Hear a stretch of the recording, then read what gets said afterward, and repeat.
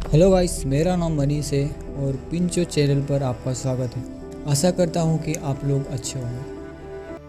13 जुलाई Saturday को United states Pennsylvania के Buttler में फॉर्मर प्रेसिडेंट डोनाल्ड ट्रंप एक रैली में स्पीच दे रहे थे। तभी 6:11 को फर्स्ट शॉट फायर किया गया, जो कि प्रेसिडेंट की राइट साइड से गुजरा, पर एक शॉट उनके राइट ईयर में लगी।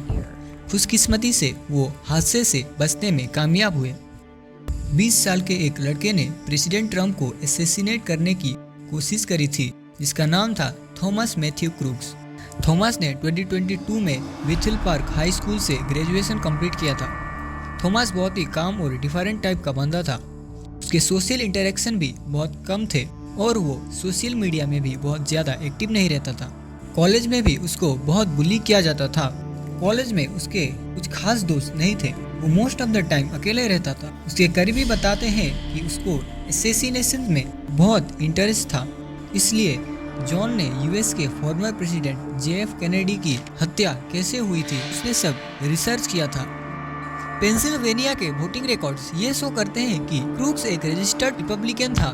दोस्तों, अगर आपको रिपब्लिकन पार्टी के बारे में नहीं पता तो ये यूएस का एक पॉलिटिकल पार्टी है जिसको कि GOP के नाम से जाना जाता है। रिपब्लिकन पार्टी के founder popular US president Abraham Lincoln थे। प्रेसिडेंट ट्रंप पे हमला कुछ इस तरह से हुआ था।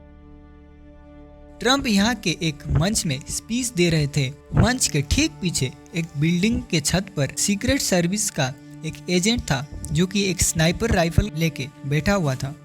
ट्रंप के स्पीच वाले स्पॉट से लगभग 450 फीट की दूरी में एक बिल्डिंग के छत पर क्रूक्स ट्रंप को मारने की तैयारी कर रहा था।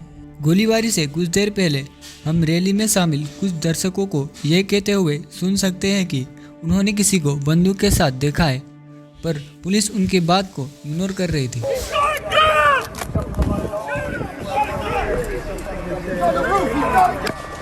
आखिर में 6:13 को बहुत सारी गोली एक साथ चलने की आवाज सुनाई दे सकती है, जिसकी वजह से ट्रंप के राइट ईयर में चोट आ गई थी। गोली चलते ही सीक्रेट सर्विस के लोग ट्रंप को घेर के गाड़ी में ले जाते हैं। क्रूक्स को सीक्रेट सर्विस का एक स्नाइपर वहीं पे शूट कर देता है, जिसमें 20 साल के थॉमस मैथ्यू क्रूक्स की मौत हो जाती है।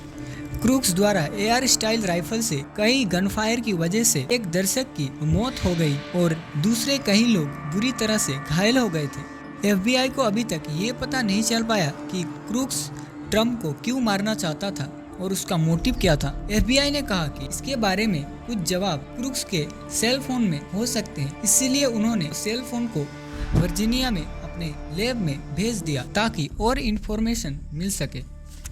16 जुलाई को टाइम्स ऑफ इंडिया की एक रिपोर्ट के अनुसार अमेरिका में अब लोगों से ज्यादा बंदूकें हैं। यूएस के गन पॉलिसी की वजह से आज यूएस में हर एक शख्स के पास फायर आर्म होता ही है। 79% रिपब्लिकन्स ये बिलीव करते हैं कि गन ओन करने से सेफ्टी इंक्रीज होती है। वहीं दूसरी तरफ 78% डेमोक्रेट्स ये बिलीव करते हैं कि इससे सेफ्टी डिक्रीज होती है। यूएस के व्हाइट हाउस के अकॉर्डिंग यूएस में करीब 80,000 लाइसेंस्ड गन सेलर्स है और दूसरी तरफ लगभग 20,000 से भी ऊपर अनलाइसेंस्ड सेलर हैं, जो कि मोस्टली ऑनलाइन सेल करते हैं।